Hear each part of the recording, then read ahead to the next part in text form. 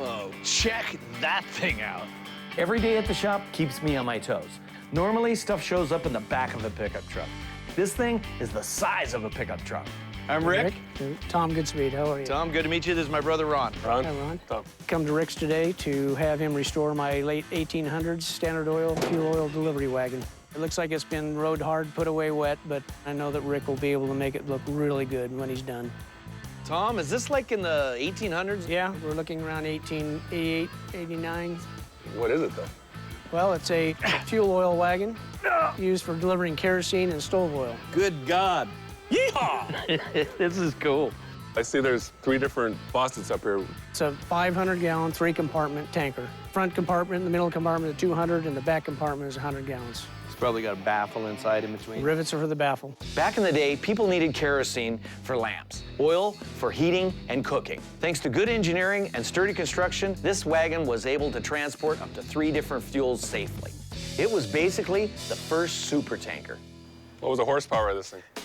2. They were actually mules, everything I saw. So I bet you the mules were really not too happy about backing up to this and hooking up, were they? No. I mean, there's a lot of weight for a wagon. If you had fuel in this thing and it was between 7 and 8 pounds per gallon, that's 4,000 pounds just in the weight of the fuel alone. Mules are mules, though, man. They hauled a lot of stuff. I mean, we used them for everything. So they're strong and not too bright, huh? Yeah, and that's why you're my delivery guy. Same reason. Nice. So, Tom, where'd you get this? We found it in Summit Valley, California. We had a customer of ours that we were delivering fuel to. So you're a distributor, you have big trucks that run around we do. and They don't deliver? look like this, though. Bigger horses, too. What do you want to do to this?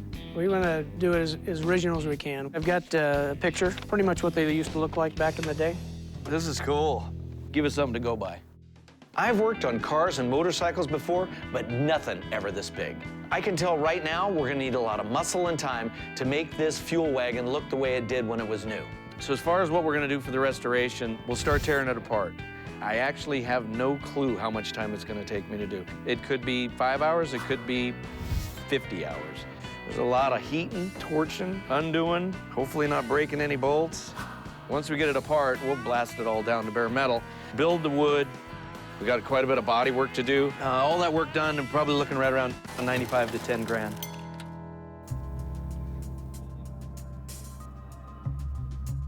This is a big project. So,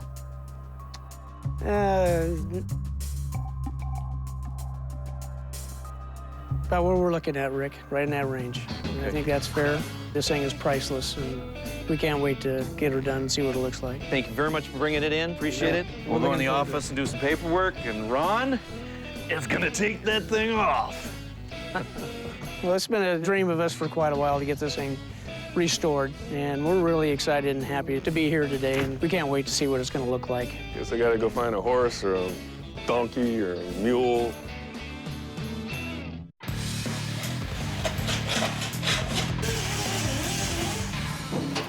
All right, so I got this in?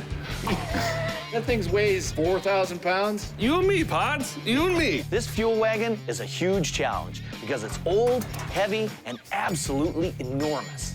We're gonna have to work on this in parts. And the first step is to remove the big steel tank from the frame of this wagon.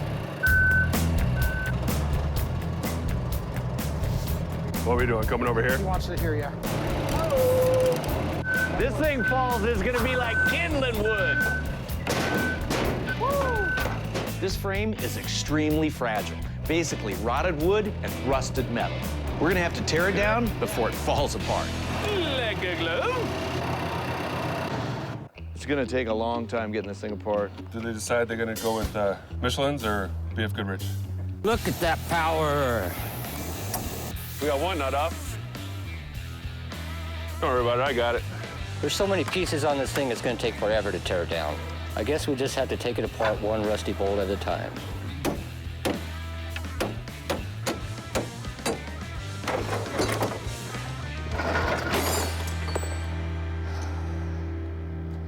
All right, it's a start.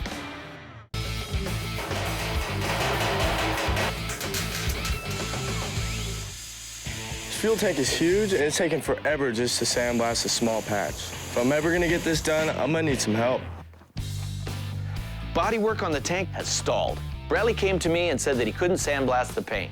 What's the problem out here? I've been blasting on this for almost 2 hours. 2 hours, I mean, that's gonna kill us. I mean, it's gonna take almost 2 weeks. It looks like powder coating on there. The powder coating process is like they heat up the metal, they put on powder, and then they heat it back up again, and electrically like charges itself to the metal, and then it doesn't come off. All you're really gonna need to do is scuff the thing, and then we'll be ready to go with body work, okay? Cool, all right. Powder coating is actually a great primer. All that we're gonna need to do on this thing is scuff the rest of it. Then we can do the body work and paint it. The fuel wagon project is big enough to involve just about everyone at the shop. Phil and Bradley are welding up patches for the tank and smoothing out the surface. Yeah, not bad, not bad. All right, so you ready to put the back on? Yeah, let's put the back on. Meanwhile, Kyle and Cowboy are making a new seat patterned after the metal framing that came with the wagon. All right. Now, you're gonna put the springs in the center of these two? Because the legs on that spring is gonna stick out so far. You're only gonna get one person in there unless they're gonna be straddling the spring. How many people's gonna be riding around on a fuel wagon? A guy and a dog, that's about it. Well, what if a guy wants to take his wife out on a fuel run? She can ride on the back. All right, let's go to lunch. Yeah, I'm starving. I brought some beans. You want some beans? Beans!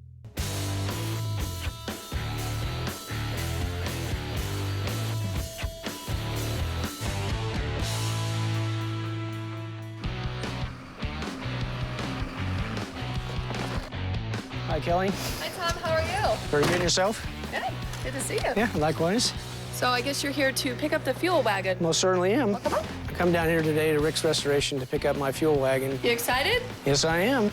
I'm a third-generation oil company, and it would be nice to have it in the office. It was in pretty bad shape, so I can't wait to see what it's going to look like. Yeah!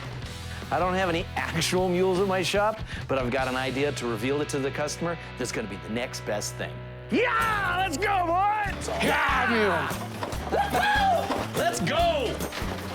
I got some fuel to deliver. Wow, that looks awesome. Look at that Yeah, let's go! thing. Those horses are mules. I didn't have yeah. any donkeys, so I had to go with jackasses. Sure All is. right. Great job. That looks sweet, Rick. You like it? I most certainly do. That is awesome. I was overwhelmed. I know Rick does some awesome work, but they just did a fantastic job, just from the front all the way to the back. This was just so much work, so much more than actually I thought it was. I mean, this thing was more than a car, to be quite honest. Because, you know, we took it apart, took the tank off, and then we started to sandblast the tank. Well, the tank was powder coated. It's a pain trying to take it off. Come to find out on the powder coating was that it was actually a really good base, and it actually holds better than a lot of the primers. We painted a lot of green base coat on it, and then we painted a lot of clear on it. Ted, our pinstriper, our artist, came in and did this. We matched the same design that was on, you know, in this era. Cowboy did the front seat and the place where you put your feet. Jeff and Cowboy ended up doing that whole back toolbox. And then now you can just store whatever you need in there. Yeah, that's where they put the 5-gallon buckets in here. Right. That was quite a few hours there, but the frame itself was probably the biggest deal. Pretty much redid all the wood, too, right? Yeah, every All the wood? single piece of wood on this thing's been redone. It's all in oak. We took off what you gave us, and we had to, you know, match it the best we could, put it on, and then we had to reshape it. Just the frame alone, they probably had 100 hours on it. This total piece has in-mount hours, about 318 hours. Wow. Yeah. A lot of time. Well, it needed work. All right, so is this how you imagine it? Knowing and seeing what you've done, Rick, yeah, I knew it was going to come out beautiful. This is awesome. Happy? Yeah, I sure am. Thank you, Rick. All right, let's go in and finish out the paperwork, and then I'll get my guys to lift this beast up onto the trailer. Okay. All right. Very good. I can't wait to bring this back to the company and to show it to everybody. They're all excited, and it's going to be quite a surprise to everybody. It looks actually brand new, and I think it can last another 100 years.